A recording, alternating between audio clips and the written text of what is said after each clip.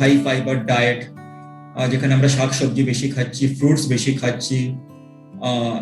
আর আমাদের অ্যাভয়েড করতে হবে ফ্যাটি ফুড, যেরকম এক্সেস অফ বিরিয়ানি খাওয়া, কিংবা পিৎজা, কিংবা আমরা জাঙ্ক ফুড, বার্গার, যেটা আজকাল একটা আমাদের মধ্যে একটা ফ্যাশন হয়ে গেছে, কি আমরা বাইরে গেলে কোথাও এইসব জাঙ্ক ফুড খাচ্ছি। তো দেখা গেছে এইসব জাঙ্ক ফুড খাওয়াতে আপনার শরীরে আমাদের কোলেস্ট্রলের মাত্রা অনেক বাড়ছে।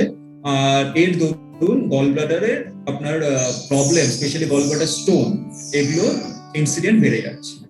সেকেন্ডলি হচ্ছে আপনার ফুড ছাড়াও আমাদের একটা হেলদি লাইফস্টাইল মেনটেন করতে হবে, যার মধ্যে থাকবে ধরুন আমরা একটা রেগুলার এক্সারসাইজ কিংবা রেগুলার ব্রিস্ক ওয়াকিং এনশিওর করতে হবে।